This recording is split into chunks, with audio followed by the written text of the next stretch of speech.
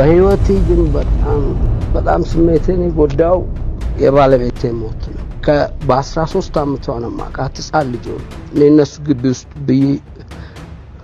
እየተጫወትኩ ነው ያደግኩት። ፍልፍሉ እንደታመመ ታውቃላችሁ? አዎ፣ ፍልፍሉ ስትሮክ ይዞታል። አሁን እሱ ያረፈበት ሆስፒታል ነው የምገኘው። በእኔ ደግሞ አያምርም አሉኝ።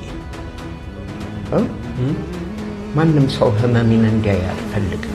አሁን ቻሌንጅ ላስጀምርልህ እያሰብኩ ነው። እሺ፣ ለቤተሰቦችም እንዲሆን አንተም እረፍት እንድታገኝ።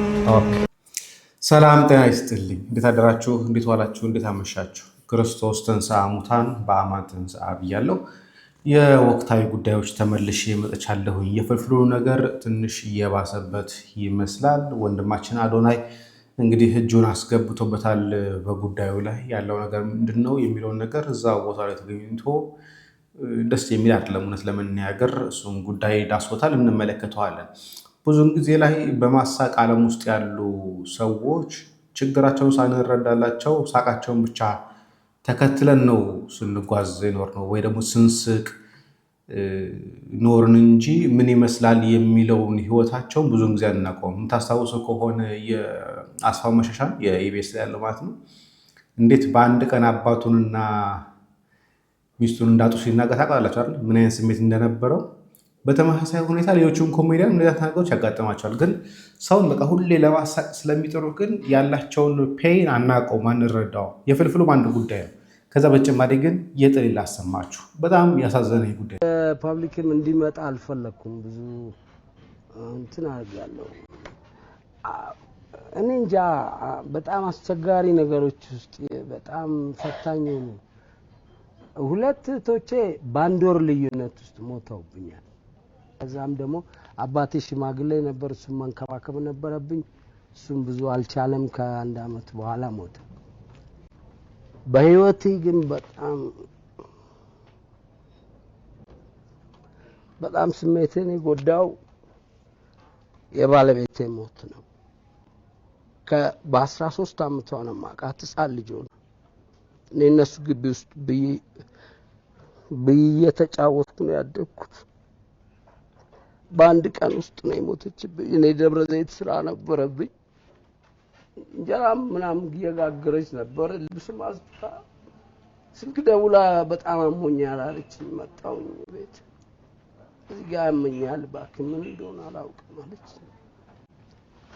12 ሰዓት ላይ ነው የሆነው ሐኪም ቤት ይዤ ሄድኩኝ። ሐኪሞቹ ብዙ ሞከሩልኝ፣ በጣም ብዙ። ሁለቱም ኩላሊቷን የቆመው የኔን አንድ ኩላሊት ለመስጠት ሞክሬ ነበር። ብዙ ሞክሬ ነበር። አመለጠችኝ። የልጅነቴ ናት። 27 ዓመት ነው አብራኝ የኖረችው። እኔ እነሱ ግቢ ውስጥ ነው ብዬ የተጫወትኩ ያደግኩት። አሁንም ድረስ የሷ ሐዘን አለብኝ። የ27 ዓመት ጓደኛዬ ናት። ከልጅነት እስከ እውቀት አንድ ልጅም አልወለደችልኝም። ብዙ ሞክረን ነበር። የሷ ሐዘን ቅርታት ይስተካከላል።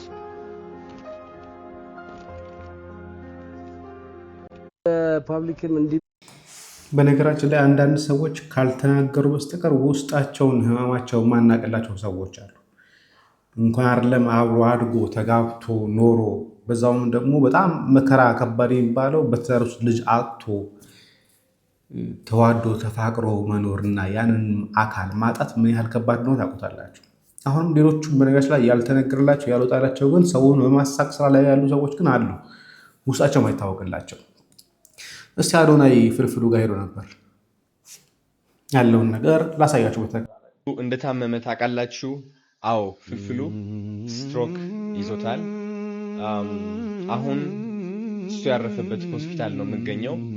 ወንድማችን ኪሩቤል ደግሞ ከፍልፍሉ ጋር ሆኖ ጠዋትም ቀንም ማታም ከጎኑ ሳይለይ እየተንከባከበው ነበርና አንዳንድ ጥያቄዎች እጠይቀዋለሁ። ብዙዎቻችሁ ስለ ፍልፍሉ መታመም ሰምታችሁ ነበረ። ግን አሁን ባሉ ሲቹዌሽኖች የሱ ነገር ተረስቶ ይገኛልና ትንሽ አቴንሽን እንዲያገኝ ስለፈለኩኝና ለፍልፍሉና ለቤተሰቦቹ እንድደርስላቸው ስለምፈልግ ነው ይህ ቪዲዮ እየለቀቁት ያለሁት ፍልፍሉንም አስፈቅጄ ባለቤቱንም አስፈቅጄ ማለት ነው። አንድ ጥያቄ ልጠይቅ ወንድም ማለት ሰው ፍልፍሉ ወደ ሆስፒታል መቼ ነው የገባው? ቅዳሜ ዕለት ማታ ቤት ሆኖ ነው እንትን የተደረገው ያጋጠመው። እሱ ነው ያጋጠመው ቀረጻ ላይ ያለ ነው ቀረጻ ያያረገ ከዛም በኋላ ራሴን አመመኝ አለ። ከዛም ወደ ማታ አካባቢ ልክ ራሱን መቆጣጠርና መሸከም ሲያቅተው ቀጥታ ወደዚህ ስመጣ ዳይሬክት ወደ ምርመራው ሲገባ ስትሮክ ተባለ። ባለበት እዚህ እንዲቆይ ተደረገ። አሁን ወደ 20 ቀን ሆኖናል እዚህ ካለም ማለት ነው። አሁን እንዴት ነው እየተሻለው ነው ወይስ እየባሰበት ነው? ትንሽ አስረዳኝ። ምክንያቱም አሁን ውስጥ ያለው ከሱ ጋር ያጋጠመው ነገር ትንሽ ቮሚት አደረገና ከዛ በኋላ ወደ አይኑ መገልበጥ ጀመረ። ከዛ እንደዚህ በቃ ራሱን መቆጣጠር አቃተው።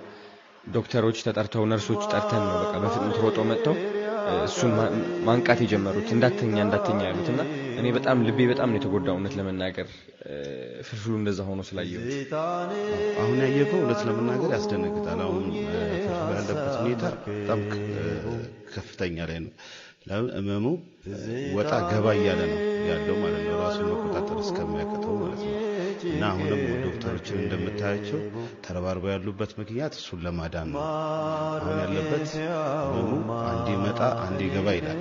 ስለዚህ በጣም እንክብካቤ ያስፈልገዋል። የሀገር ባለውለታ ነው። ብዙ ነገር ያደርጋልና ለሱ ብዙ ነገር ይገባል። ያ አሁን እንግዲህ ከፍልፍሉ ክፍል ወጥተን ነው ያለነው። ምክንያቱም መመለስ እንችላለን። እኔ ምን ፈልገው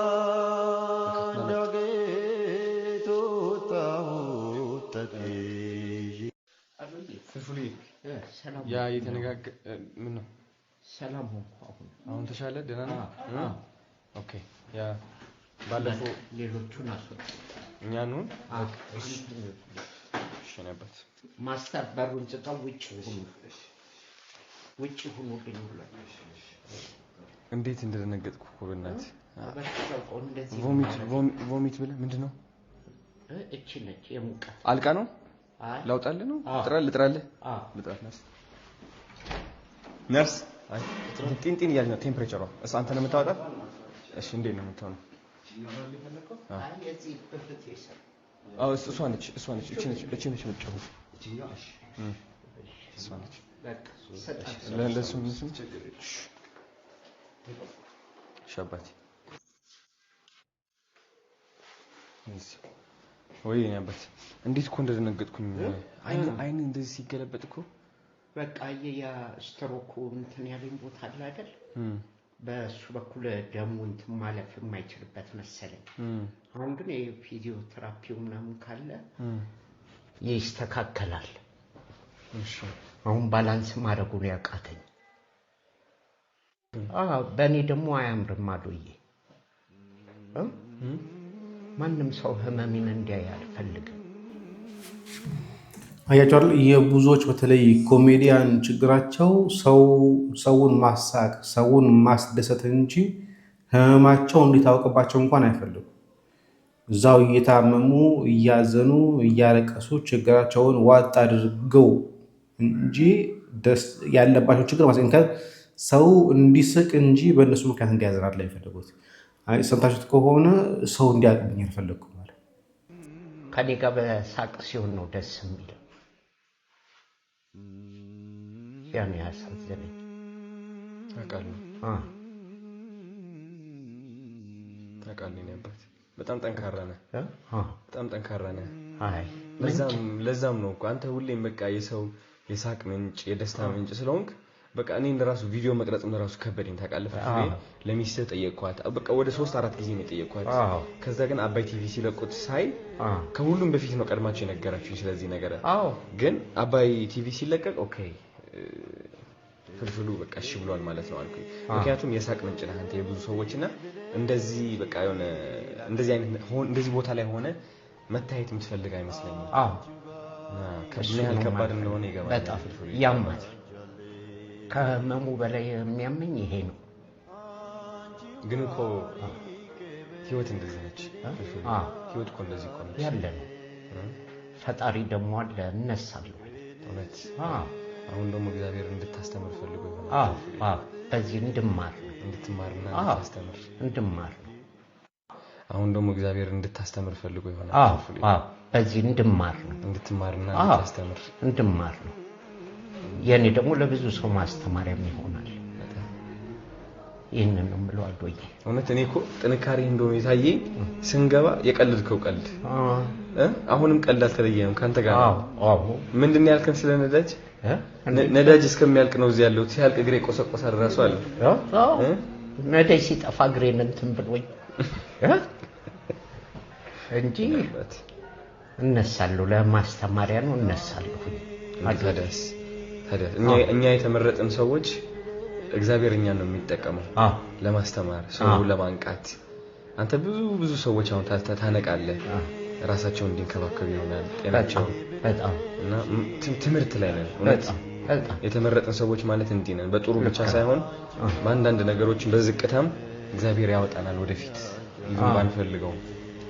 በሌላ ሰው ክፉ ሆኖ ከማይ በእኔ ሰው ቢማር አሪፍ ነው እንጂ እነሳለሁ። ከእግዚአብሔር ጋር እነሳለሁ አዶዬ። ይህንን ደግሞ ቆሜ ነው የማወራው። ግዴታ ነው። ይህንን ነው እኔ በጣም አዶዬ የሚገርምህ አንድ ነገር ማስታወሰው አለ። አንድ ሰው ከሀገር ቤት ይመጣና የድሮ የመንግስት ሆስፒታል ወረፋ ምናምን አለ። ወረፋ ይዞ ታክሞ ምን ብሎ ድኖ ይሄዳል። በአመቱም እንደዛው ሌሊት መጥቶ ወረፋ ይይዛል።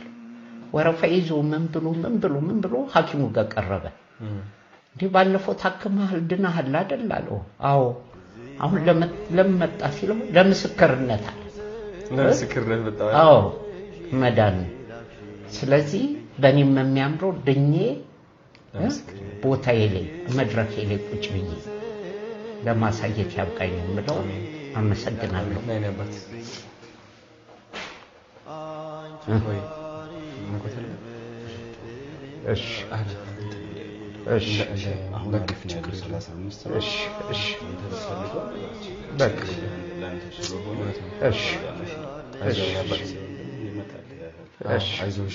አሁን ቻሌንጅ ላስጀምርልህ እያሰብኩ ነው።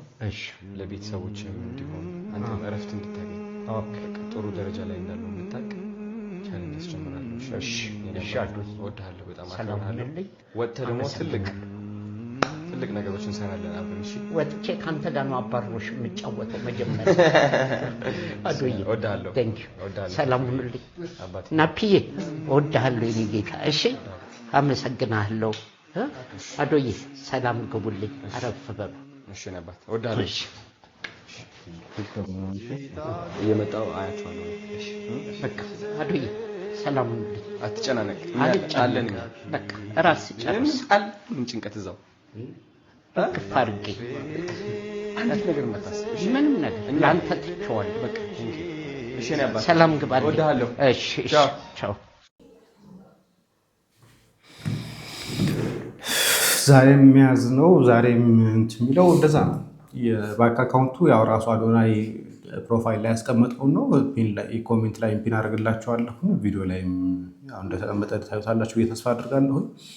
እና አንዳንድ ሰው በጣም ስላሳቀ በጣም ስላጫወተ በጣም ብዙ ጊዜ ስላዝናና የመከራ ተካፋይ አድርገን አናስባቸውም። ብዙ ጊዜ ላይ ግን ያለባቸውን ህመም ግን ጠጋ ብሎ ያየው ሰው ግን ምን ያህል ከባድ ውስጥ እንዳላሰቡት። ስትሮክ ቀላል ነገር አይደለም። በተለይ ደግሞ ሰው በማሳቅ ያለ ሰው ከቁም ነገር እንኳን ላይወሰድ ይችላል። ይሄንን ዜና ማህበራዊ ሚዲያ ላይ ሲሰራጭ ቀልድ ነበር የመሰለው። ስለዚህ የበዓል ቪዲዮ ከሆስፒታል ሊሰሩ አይነት ነገር ሲመሰል ነበር። ግን ጉዳዩ ከሮ ኦልሬዲ አሁን 20ኛ ቀኑን ይዟልና እግዚአብሔር አምላክ እንግዲህ ይማረው፣ ቀላል ያደርግለት ህመሙንም። በተለይ ደግሞ ጥላውን እልፍልህም መጽናናቱን እግዚአብሔር ይስጠው፣ ያበርታው እግዚአብሔር ከማለት ውጭ ምን ነገር የለም። ሌሎች ቪዲዮዎች አሉ። በሌሎች ሌላ ቪዲዮ መለስበታለሁ። ቸር ቆይ።